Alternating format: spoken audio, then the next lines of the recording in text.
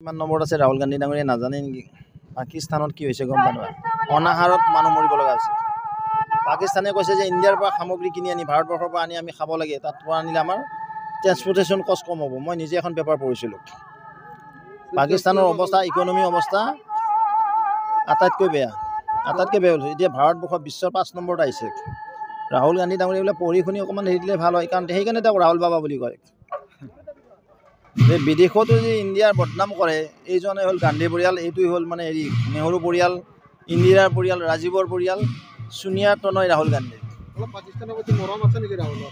থাকিব পাৰে, কাৰণ জেনেৰেশ্যনবিলাক চালে সেইবিলাক থাকেতো।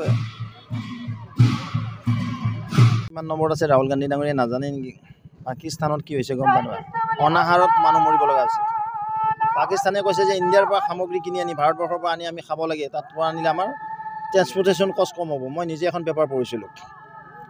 পাকিস্তানৰ অৱস্থা, ইকনমি অৱস্থা আটাইতকৈ বেয়া হৈছে। এতিয়া ভাৰতবৰ্ষ বিশ্বৰ 5 নম্বৰত আহিছে। ৰাহুল গান্ধী ডাঙৰীয়া বোলে পঢ়ি শুনি অকণমান হেৰি দিলে ভাল হয়, কাৰণ সেইকাৰণে তেওঁক ৰাহুল বাবা বুলি কয়।